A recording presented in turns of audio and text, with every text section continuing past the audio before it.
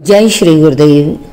श्रीमद् भगवद गीता प्रथम अध्याय अर्जुन विषाद योग श्लोक नंबर 25। भीष्म द्रोण प्रमुखतः सर्वेषां च महीक्षिताम् उवाच पार्थ पश्यैतान् समवेतान् कुरूनिति। सब कुछ ठीक चल रहा था।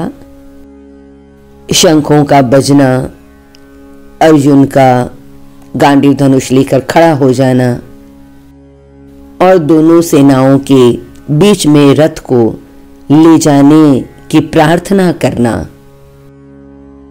परंतु अब जब गड़बड़ शुरू हुई तो देखने से हुई, और भगवान भी बड़े चतुर। भीष्म द्रोण प्रमुखतः सर्वेषां च महीक्षिताम्। भगवान ने उस रथ को भी बड़ी चतुराई से ऐसी जगह पर खड़ा किया जहां भीष्म पितामह, जहां द्रोणाचार्य और बड़े बड़े राजा लोग सामने दिखाई दे सके। सर्वेषां च महीक्षिताम्, क्योंकि अर्जुन ने कहा था निरीक्षे अवक्षे पहले के श्लोकों में, तो भगवान को फिर ये आगे कहने की आवश्यकता नहीं थी कि उवाच पार्थ पश्यैतान् समवेतान् कुरूनिति। पश्यैतान् समवेतान् कुरुन, यानी इन कुरुवंशियों को जो एकत्रित हुए हैं। अब कुरुवंशी यानी उसमें धृतराष्ट्र के पुत्र भी हैं और पांडु के पुत्र भी हैं। तो युद्ध के लिए एकत्रित हुए इन कुरुवंशियों को तुम देख लो। अब उसने तो प्रार्थना ही की थी कि मैं देखना चाहता हूं, तो रथ को ले जाकर खड़ा करना चाहिए था, कहने की आवश्यकता नहीं थी।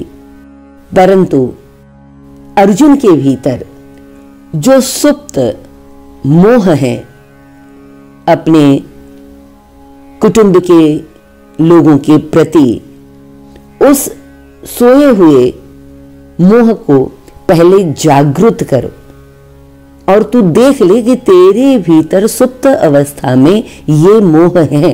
देखना ही चाहता है तो पहले अपने भीतर देख, और वो मोह जब जागृत हो जाए, अर्जुन जिज्ञासु बन जाए और अर्जुन को निमित्त बनाकर हम जैसों के भी इस मोह को समाप्त करने के लिए, इसे नष्ट करने के लिए भगवान गीता का उपदेश दे सकें।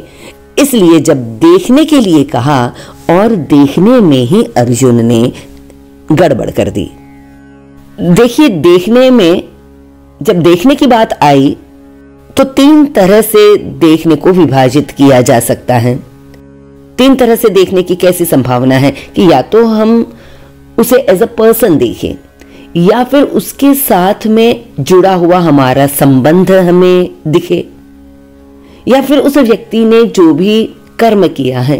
अब यहां चूंकि दुर्योधन और आगे कौरव हैं, तो उन्होंने जो पाप किया है, जो अधर्म किया है, उसको देखें। यदि देखने वाले ने सिर्फ एज अ व्यक्ति देखा, एज अ पर्सन देखा, तब तो भगवद गीता की जरूरत है ही नहीं, क्योंकि तब हम ये कहेंगे कि भाई इसको अपने कर्मों के हाल पर छोड़ दो। उसने जैसा कर्म किया है वैसा ही परमात्मा उसको फल भी देगा, तो हम छोड़ देते हैं। परंतु संभावना जब संबंधों को देखने की बढ़ जाती है तो हम उसे अपने हाल पर नहीं छोड़ते हैं। हम जानते हैं कि उसने गलत किया है। जैसे कोई हत्या करे, अब हत्या करने वाला यदि कोई XYZ दूसरा ही व्यक्ति होगा, तो हम आवाज उठाते हैं कि उसको अपने किए गए उस पाप की सजा मिलनी ही चाहिए।